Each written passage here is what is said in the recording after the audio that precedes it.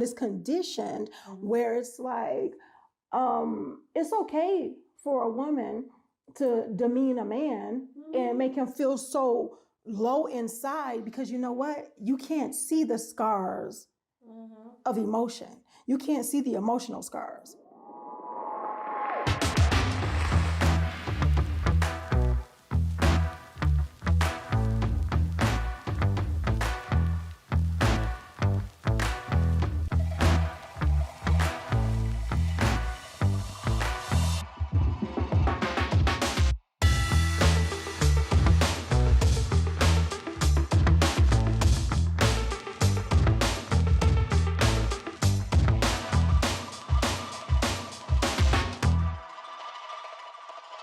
Assalamu alaikum, peace. It's Coach Nyla. Assalamu alaikum, peace. It's Coach Fatimah. And we are co-wives and co-founders of Outstanding Personal Relationships, as well as co-author of the book, Let's Talk Polygyny Uncensored. Yeah. But yes, in this video, we're going to talk about privilege. Women's privilege. Right. Yes, privilege that women have. And there are times that we don't want to believe that we have this privilege, even in polygyny, because people will say, oh, the man gets all the benefits and all the stuff, and the woman gets nothing, and the women have to, make sure they settling, or make sure that they working and fixing themselves so he could just go out and just live his best life while you're sitting at home moping and doping around and, stuff like that. Once again, that almost comes to the whole projections thing, and we did a video on projections. If you guys haven't seen it, definitely check it out. But yeah, we have a lot of privilege as women, period. It's so funny. I was watching this show the other day, and my co-wife and I shared it with her. I was watching this drama, and I was thinking about the man and the woman, the lead in the show, and how they were communicating with one another. Now, this show was shot in the Mediterranean. So I was looking at how they communicate in the show, and how she kind of lets him, he's the man and she's the woman, and she only goes so far with him, he only goes so far with her. And I was like, you would never see this in American television. No. Because he must cater to her every need, and he can't be mad, and he can't do nothing. He wasn't slapping her around or nothing, but he was pretty mad. And she let him be, She let him have it. And she was like, no, just wait, just kind of hear me out, da, da, da, da, da. He was like, what else can you say to me? And it was like really dramatic, but I was like, the programming that we get in the West versus in other parts of the world is incredible. And it is very damaging to the marriage. It's very damaging to the marriage. I'm just really blown away at how the difference, and nobody got offended. Nobody in this culture in the Mediterranean got offended by the programming. They love it. They don't go, well, he shouldn't have yelled at her. He should have controlled his anger. He's a person. Men react to, let me tell you something real quick. When men get mad and enraged, doors start coming off hinges and getting thrown across. It's different.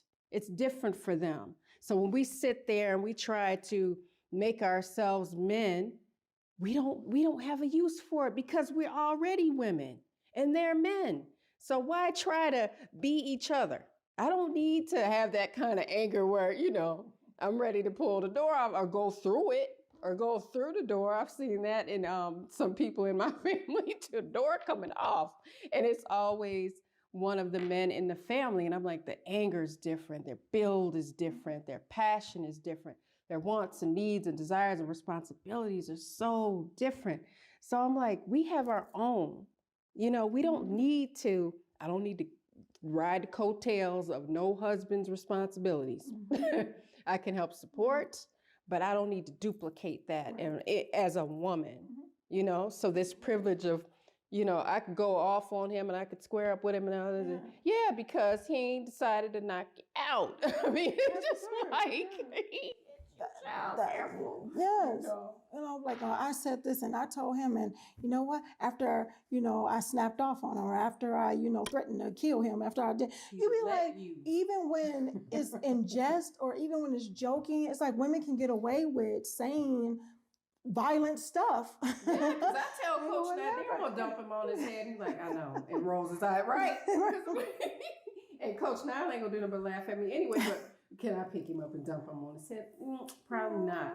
That's not, he would never get off the ground. But I'm just saying that it's so true. Yeah, women can get away with that. Yeah. And like I said, yeah, men have privileges too, because I know there'll be people that go, but the men and the men and the men and the men. Yeah, exactly. That's like duh. That's like duh. Of course, but we're talking about women privilege right now, because when it comes down to it, we start projecting that stuff and say, well, they get this and they get that and they get this, and forget and don't be grateful for the privilege that we have. The privilege that stuff that they can say, that they have to do, not even, things that they have to do or things that they would get chastised or get shunned for not doing. We don't have to worry about that. We don't have to worry about that. So there are certain things that you have both. We both have privilege, but right now we're talking about women's privilege. We talk about how you have, and just like what my co-wife said about the conditioning in the West, you'll see different shows like, Are We There Yet? My Wife and Kids, different things like that, where they have the men looking like the loof. They have the man where if he wants to do something for himself or he talks about someone, then the woman is just talking down on him, being so upset with him or saying like, no, I'm going to do this. And they could just say, oh, I'm going to do this and I'm going to work and da, da, da, da. And he don't like it too bad. And the show, not My Wife and Kids, I'm sorry. In the show, Are We There Yet? The wife didn't take his last name. He took hers. So it's these different things, which is so weird, but it's conditioned where it's like, it's okay for a woman to demean a man and make him feel so low inside, because you know what? You can't see the scars of emotion. You can't see the emotional scars.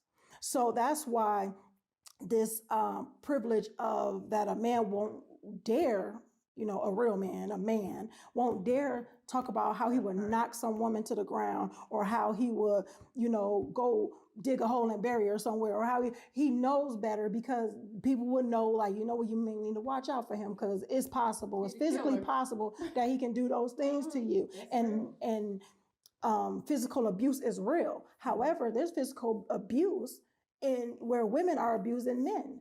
And people will say, well, how is that if a woman is petite or a woman is smaller, or a man could be physically, even if he's a small man?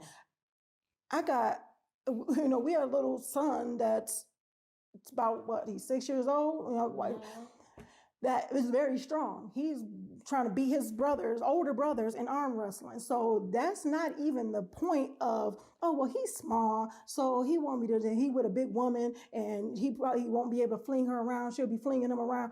That's not necessarily the case, because just because he's a man and a testosterone and everything like that, he still has that strength to be able to cause bodily harm, to anyone, including a woman.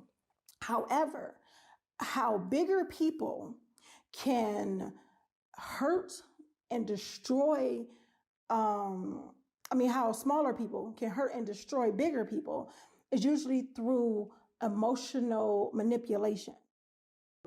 Especially even people who are strong emotionally, is certain things that start breaking them down emotionally, breaking them down mentally, breaking them down. And then they can start, with the physical. Then they can start throwing lamps and phones and different stuff at them and everything like that. So we have to be careful with allowing that privilege to have us overstep our boundaries, for us to say, you know what, well, like I did long, long years ago, men don't have feelings. So you serve your purpose. I'm going to treat you however I'm going to treat you, because it wouldn't matter anyway. I had to learn from that. Yeah. That's not okay.